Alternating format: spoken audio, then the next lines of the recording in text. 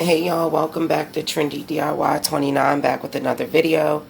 In this video, I'm going to show you guys how I'm going to process my tomatoes. This is a very easy way when you end up with a lot of tomatoes that you don't know what to do with. I'm going to process these to make sauce. So basically what I've done so far, I went through all my tomatoes and I basically washed them and then I took the core out. So all of these tomatoes have been cored. I have me a bowl right here that's filled with ice water, and then once you get your bowl of ice water, you have all your tomatoes cored. You want to get you a boiling pot of hot water on the stove. So right here I have a boiling pot of hot water, and as you can see, I threw my tomatoes in there. And what you're looking for, like if you'll see in my other processing video, is that you just want your tomatoes skin to start to slip off. So I'm going to grab, let me see, I'm going to grab something to try to get my tomatoes out with.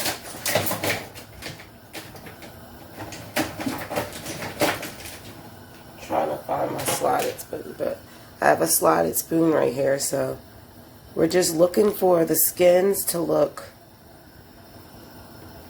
a little wrinkly, like right here, and we're just gonna go ahead and we're gonna drop that into our ice bath, and we're gonna do that with all of our tomatoes. As you can see, the skin is coming off, so drop that. That's gonna stop the cooking process, and then what we're just gonna do is slide the skins off. And what you're gonna need also for this is a crock pot, because all we're going to do is, once we get our tomatoes skinned, we are literally just going to cut these into like fourths, and we're going to drop them into a crock pot. So once I get all these skins, I'll show you guys how I do that. Okay guys, I'm back. So as you can see, I've placed my tomatoes, once I've gotten the skins and stuff off, inside the crock pot. I have a few more tomatoes that I have to take the skins off. And I have my cherry tomatoes. You can use basically whatever tomatoes that you have. The cherry tomatoes are a little bit more, I want to say complicated to get the skin off because you don't want to break them apart. But yeah, so as you guys can see, I'm just literally sitting here and I'm just taking the skins off. Because once you put them in that hot water, the skins just slide right off like that. And I'm just literally going to take the skins off of all of them. As you guys can see, I've done a lot in advance because I didn't want this video to be too long. And you're just going to go through all your tomatoes. I'll go over the varieties that are in here. Right here, as you guys can see, this is a pink Brandywine. There's some beef steaks in here. There's, I believe, one Cherokee purple in here. There's also, what's the other one? The cherry tomatoes, we have Tammy G's and Sun Sugars. And we also have the Million tomato. And as you guys can see, it's a lot of juice. Now, you have two options. You can either, as this is cooking down, I have the crock pot on low. As this is cooking down, you have one or two options. The first one being, you can, after an hour or so, start to scoop the juice out and ladle that into different jars. And you can actually can the tomato juice as well, or you can discard the tomato juice or freeze the tomato juice and focus on just making tomato sauce. Now, right now, I'm not sure what I want to do. I don't really use tomato juice that much in cooking. So I think I want to do more of the sauce. So what I'm thinking I'm going to do is probably cook off most of the water, which means my tomatoes are going to be inside of this crock pot for a while. So once we have all of our tomatoes nice and peeled, everything is cored, And get this one piece of skin, don't want to come off. You really do want to make sure you get all that skin off, because that's important. Now, some people will put their skin in a dehydrator, and you can actually dehydrate the skin and then powder it, and you can use it to flavor stuff like tomato flavoring. I thought about doing that, but to be honest, I just want to get this done because these tomatoes have been in the fridge for, I want to say, maybe 3 or 4 days. So I gotta make sure that I get these processed or they're gonna go bad. So my first priority is saving the tomato. Like the skin, I may or may not, but I highly doubt if I do anything with the skin. I'll probably just toss it. If you do compost, you could definitely compost it. And as you guys can see, the smaller ones, it's hard to like keep it somewhat together. But it's not a big deal because we're not making like diced tomatoes. But you can also do stewed tomatoes, or you can can your tomatoes in the actual sauce. If you want to know how to do that, how to can your tomatoes in just its juice that it came in, then check out my other tomato video, and it will show you how to literally can your tomatoes whole inside of a jar with minimal, you know, extra stuff that you have to do. So now that I have that cut up, well, not necessarily cut up, but skin, I'm going to go through with a paring knife, and I'm just going to go through, and you just want to cut these. The larger pieces of the tomatoes, I just like to cut them into fourths, and you just really want to, this is kind of messy, but make sure you have clean hands. And I'm just going through all of this. Now, some of the ones on the bottom is hot because the crock pot has already started to heat up because it was on. You want your crock pot on low, like I said. Here goes the Cherokee purple. And I'm just cutting them into smaller pieces so that they cook down more easy. And I'm just making sure that I got, this is a large one. You want to cut that into smaller pieces. Unfortunately, a lot of my basil, well, I want to say all of my basil has went to seed. So I won't be putting any basil in there.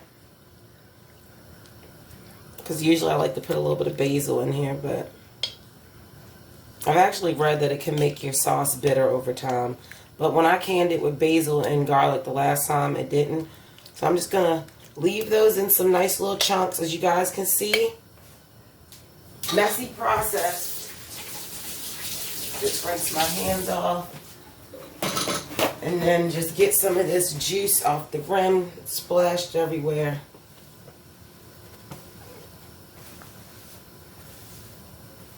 And like right now, as you guys can see, we just have like a big stewed tomato thing. I have my cherry tomatoes now that I'm taking out of the hot water and dumping into our cold water bath. And those will be added as well. So I'm just going to let this sit, and I'm going to finish processing the cherry tomatoes, and I will be back to show you guys what's next. Okay guys, so I have all of the cherry tomatoes peeled, and I placed them inside of there. All the skins are off. So as you guys can see, the water has already started to come out of the tomatoes. And all I'm going to do is literally leave this in here and just let it cook down.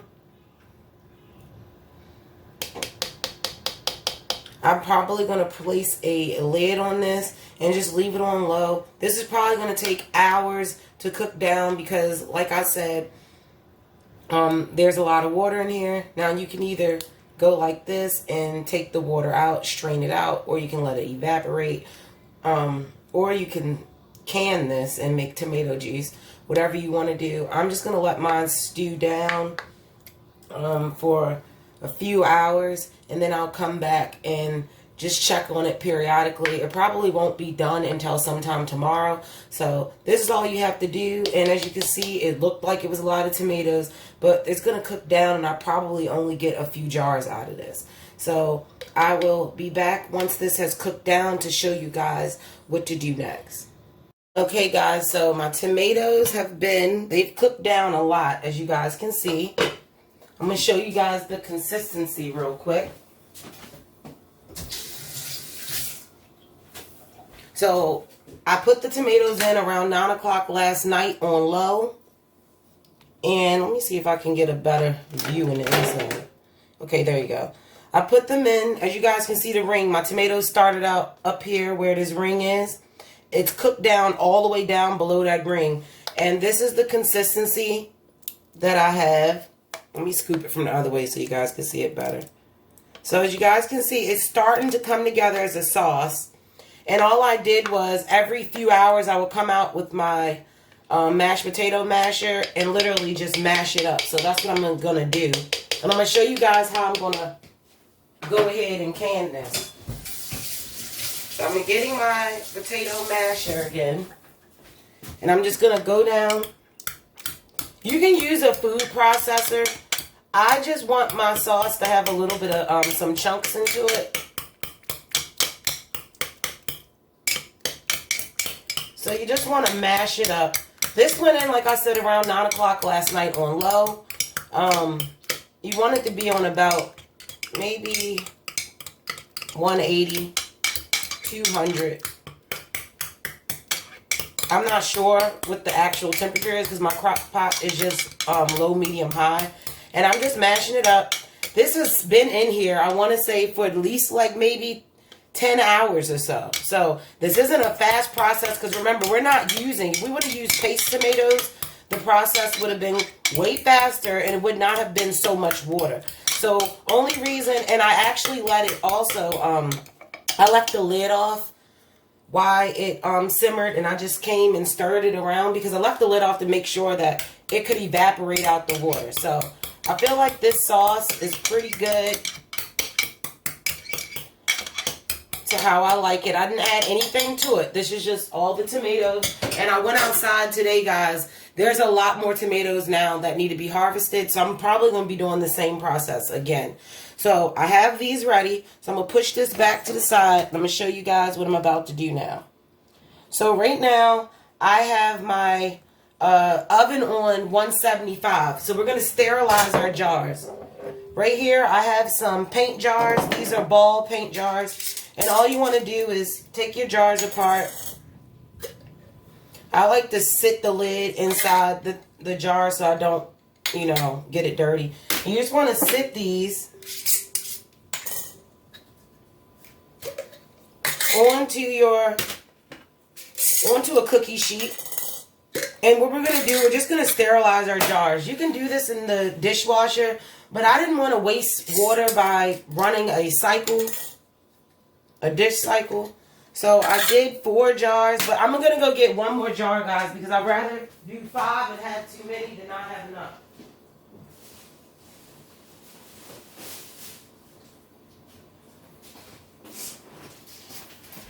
Alright, so I got me a 5th jar, guys. So I'm just going to place all of these. I have all my jars on a cookie sheet.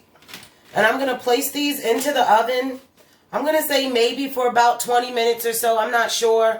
I'm going to refer to my book. I want to say that it's about 20 minutes or so. So into the oven. You guys aren't going to see me put it into the oven because I don't want to have to move the camera. But putting this into the oven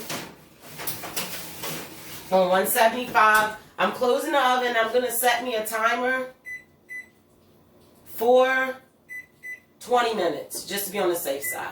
So I'll put my jars in. They're in on 175, and they're going to leave them in there for about 20 minutes. If you want, you could run it through the hot cycle on your dishwasher. I didn't want to do that because I didn't want to waste water. And then also I have dishes in the dishwasher. So I'm going to show you guys what to do, how we're going to can these up, and we're going to get them canned. Everything's going to get jarred up nicely, and then I will be back. Okay, guys, I'm back. So my jars just came out the oven on 175. They're still warm. They're not really hot, but they're warm. I want to show you guys what you need to do next. You want to get a pot of water. Right here, I just have a small pot of water. You don't want it to be boiling. You just want it to be barely simmering. And you want to put your lids and your lids and your caps in there. And that's just going to help sterilize that. And then I have my pressure canners on the stove. And I just put 3 quarts of water, which is, there's usually a line. I filled mine up to the first line. And my pressure canner, I'm going to show you guys that. But I'm going to show you how I'm going to fill these jars first. So, first thing that we need to do is, let me get my funnel.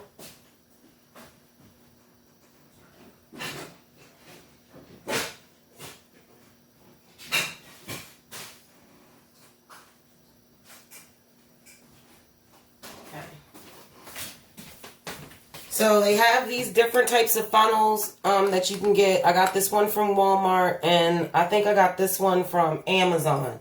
So you just want to find one that fits. They all fit, so it's pretty good. I'm going to rinse this off. Wash it off nice and good. Because you don't want any bacteria in there. So I have it rinsed off nice. Take a paper towel, dry this off nice and good.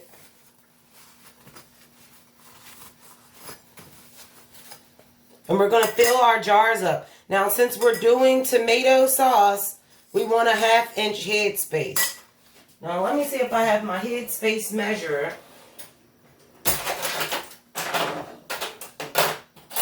Guys, I actually brought one, but let's see if I actually can find it.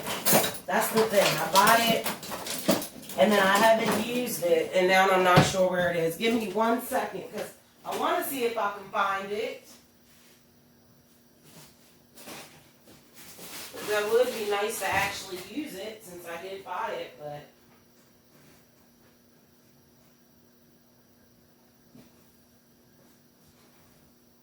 Okay.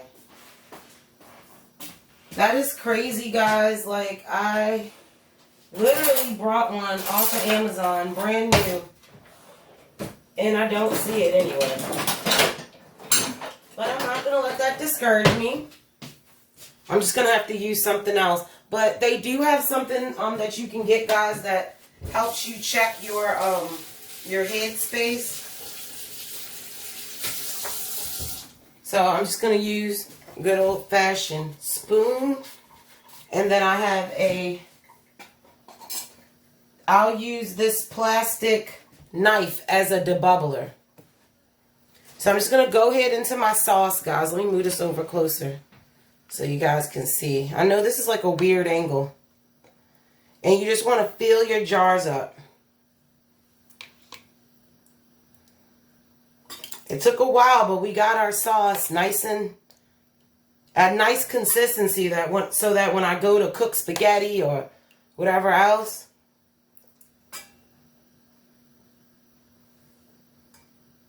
and I want to say that is, move on to the next one, about a 1/2 inch head space, guys. Let me show you. So I'm going to move that over. I'm moving on to my next jar. You want to try to keep it as clean as possible. Try not to get anything on your jars.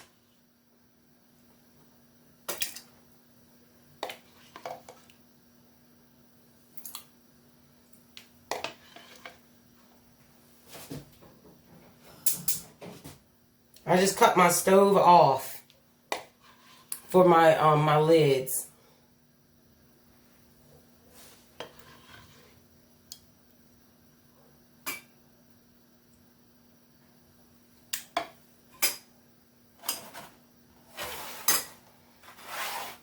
I don't know, guys, if I'm going to get 3.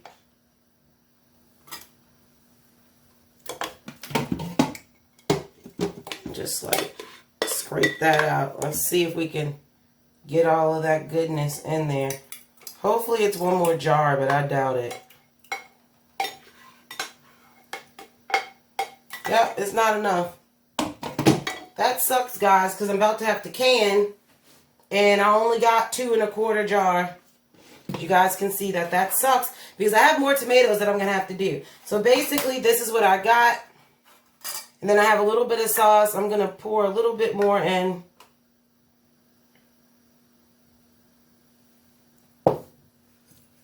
And then I'm going to go in with my, if you have a debubbler, you would use a debubbler. But you want to go in and just make sure that there's no air pockets.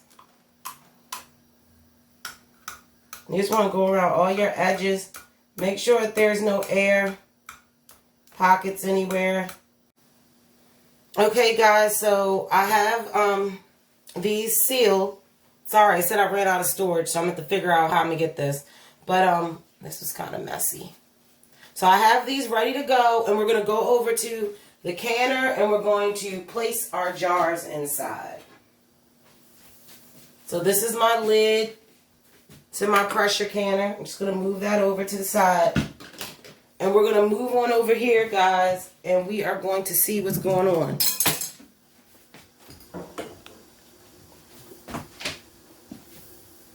So right now, you guys are staring down into the pressure canner. And I'm about to put my jars in.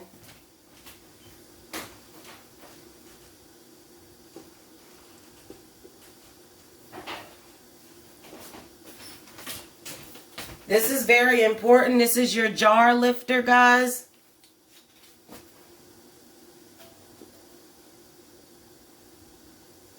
So I have one that I'm going to sit in.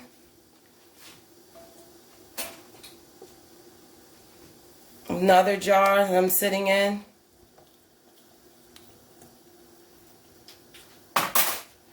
I got that. Since I'm in Maryland, I have 10 pounds of pressure.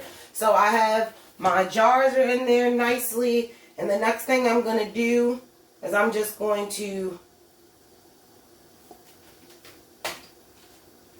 you know what, guys? Second step that I forgot, which is one of the most important steps.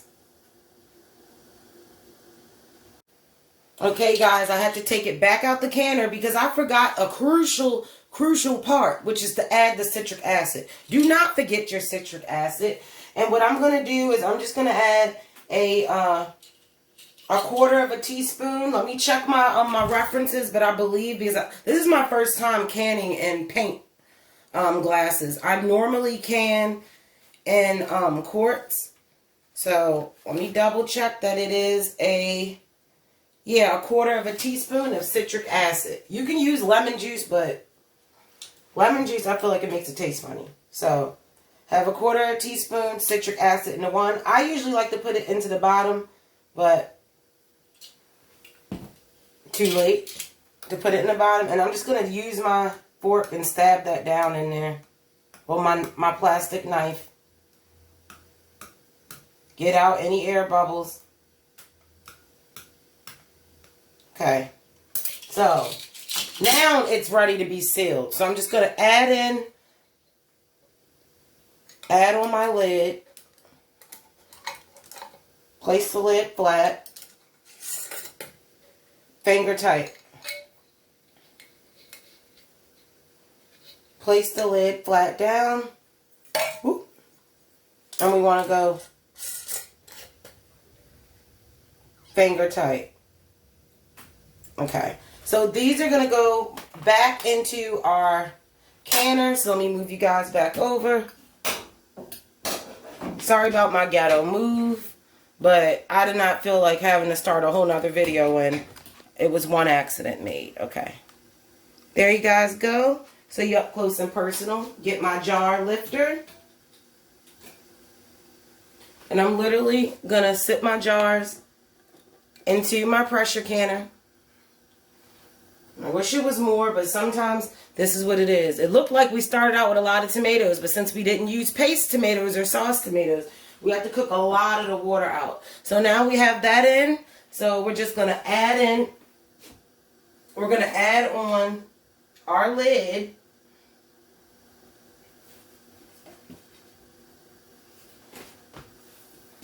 I struggle with my lid sometimes, guys, so don't laugh at me. But I'm going to add my lid.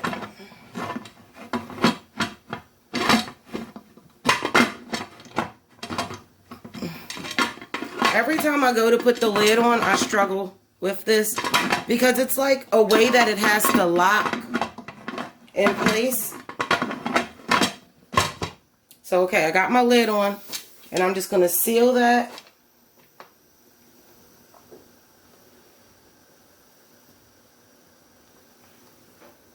So, everything is closed. And basically what we're going to do is we're going to cut up our heat. I got my heat up to a medium high, and we're basically, guys, we're just going to wait for us to get a steady flow of steam. That is what we're looking for, and then we're going to process these for 10 minutes. It only takes 10 minutes in the pressure canner. So I'm just going to let that sit until I see some steam coming out. I see a little bit, but not too much, and we're just going to wait. It's a waiting game. Because I don't want to, I'm processing mine. I'm using 10 pounds. Everybody, yours will come with something like this. This is your weighted gauge. I took one of the levels off of it because it comes with 3. So it comes starting off with 15 pounds of pressure. When you take off one ring, you end up with 10 pounds of pressure. It's based on your altitude. By me being in Maryland, I know that everything that I pressure can will be done on 10 pounds of pressure. So I just keep the 2 on there. So I'm waiting.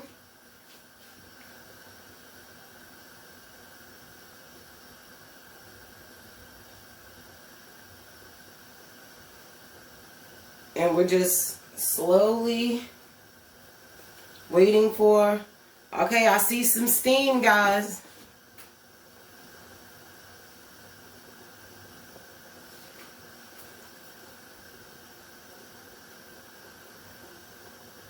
So you should see a slow, a steady, like right now you guys can see that there's flow of steam that's coming out of that hole. I hope you guys can see it. It's not steady. You got to wait until you see a steady flow of steam, I mean. So you want to see a steady flow of steam. Sometimes you can even hear it coming from the vent pipe.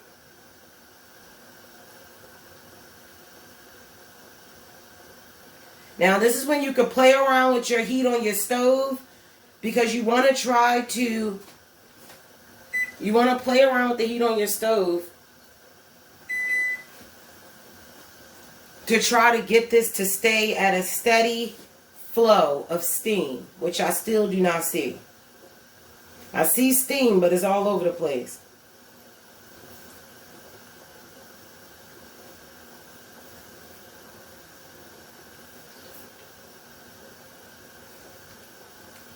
So I'm starting to see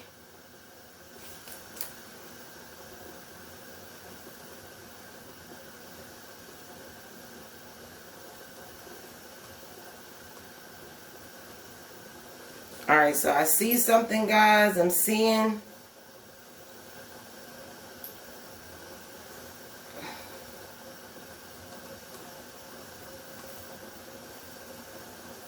so as pressure develops in the canner, the air vent, which is right here, guys, it will lock as a visual indicator of the presence of pressure. So I see my steam. I'm going to go ahead and put my regulator on there. Look, now we have pressure. So we see that just popped up. It's locked in the up position, which means there's pressure in the unit. So our processing time, guys, is going to begin when the pressure regulator begins to rock gently. So you're going to adjust the heat to maintain a slow, steady rocking motion. So right now we know we have pressure in our unit because this popped up. So we're going to wait to see this rock back and forth. And if you look at my other video, you will see that it's actually going to start to rock in a steady, like a steady rocking back and forth. You're just going to look for a rock that's going to be steady. So we're going to wait for that.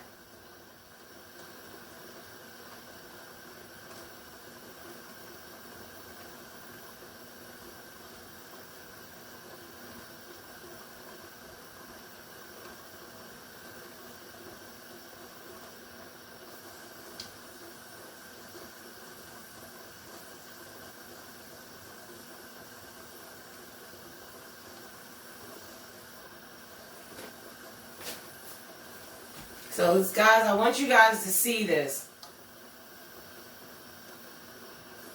so you can have an idea on about how long it takes. Because when I first did this, I was like, oh my goodness, like, is something wrong? Did I do something wrong? Because you don't realize that it takes a while for the pressure to build up enough to rock that. As you guys can see, it's been on there for a minute and it still has not started to rock yet. Just be patient.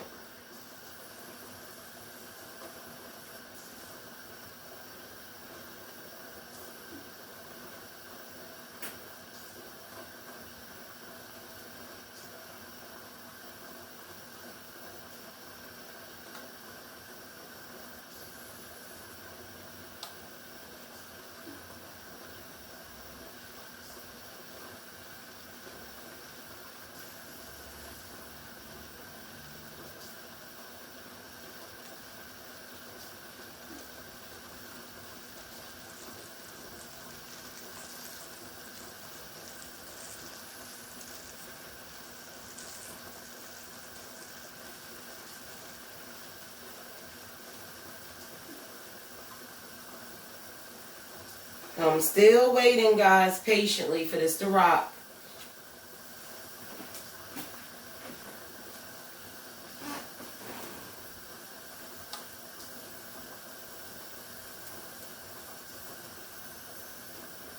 Now you can hear the whistling. That's letting you know that that steam and that pressure is building up. Then eventually, we're going to see our little regulator on the top. Our pressure regulator is going to start to rock back and forth. I know I keep saying it. It should happen any minute now.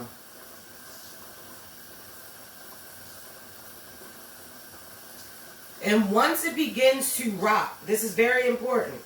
Your processing time begins when the pressure regulator begins to rock gently. You can adjust the heat to maintain a slow, steady rocking motion.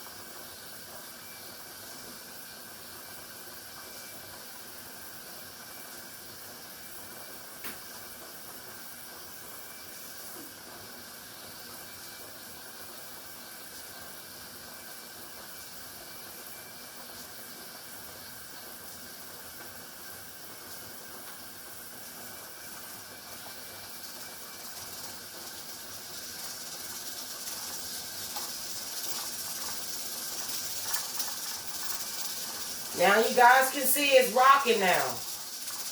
So we want this to have a steady rock, which is rocking now. I want to wait until I see a steady rock, and then I will know that's a little too fast, guys. So now I'm going to play with my heat, turn my heat down a little bit. Now we're not starting, remember this only processes for 10 minutes. I'm not going to start processing it until we get a slow, steady rocking motion. That's still fast, so I'm going to cut my heat down even more. Because I started my heat on high to help build that pressure. So,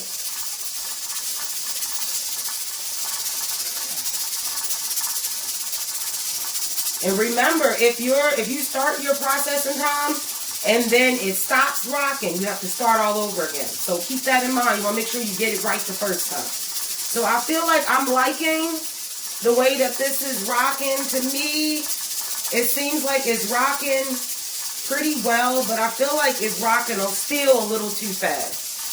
So I'm going to cut my heat down a little bit more. I'm almost on medium.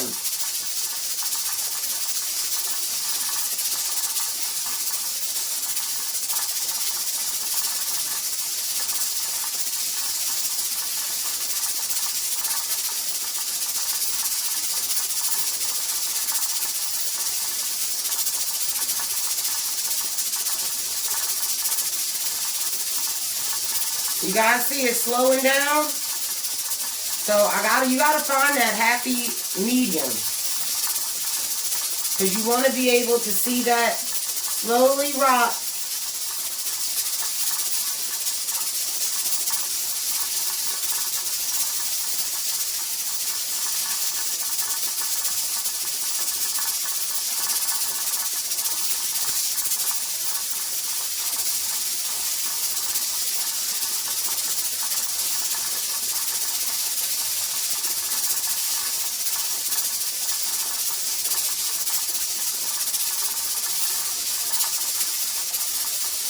Okay, so I feel like that this is a steady rock. I haven't seen it really change up or do anything crazy. It keeps stopping, so I'm going to increase my heat a little bit.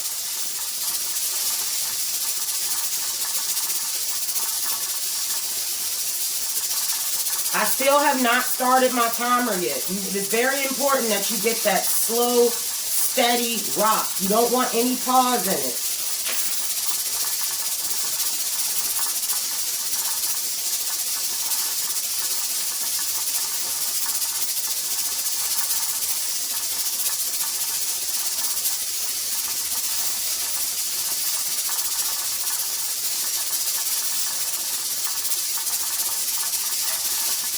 Alright, so I think that this is good, guys. I'm going to start my 10-minute timer now. So I'm going to go ahead and put my 10-minute timer.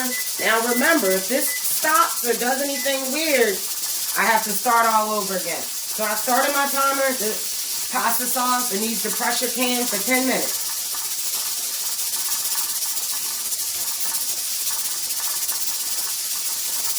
So guys, after 10 minutes, our stuff will be done. And the only thing we have to do is we're going to have to wait until our little pressure valve goes down to let us know that there's no longer pressure. And then we will be able to open it up and take our cans out. So I'm going to let this process for 10 minutes. And once the pressure has went down, we will open it up and see if our cans, see how our canned tomato sauce has turned out. And then, of course, we have to do a little bit more waiting after that in order to have the jars to seal. Hey y'all, so I'm back now. Our tomato sauce has been chilling. Everything is nice and cool to the touch. So as you guys can see, this is what it looks like. It looks very nice and thick. I want you guys to see how that pulls away from the top of the glass. It's a nice thick tomato sauce. And now we're just going to check the seals. So take your lids off. Remember that these screw tops can be reused. The lids can only be used once. So remember that. You can continue to use these over and over again until they begin to rust or whatever. And then you toss them. So let's check the seal. Remember, we're going to press down on the center. And if we hear a popping noise, then that means that they did not seal. That's nice and flat. Okay, that's something that just fell, but they're all nice and flat, and I like to just go like this, test the seal. Nice and sealed. So, since they're nice and sealed, guys, this is actually ready to go into your pantry. Only thing that I say that you should do is you want to date it. Make sure you put your date on your jar. They actually have a little spot here, the ball lids do, for you to put your date on it. Date it, say what it is. You can put the variety of tomato or whatever you expect to use it for. It doesn't matter. And I have 2 jars that are ready to go. And then tomorrow I'm going to have to can up my other tomatoes. So look out for the video because there is a lot more to come out the garden. So make sure you like, you share, and you subscribe. And I will be back with another video.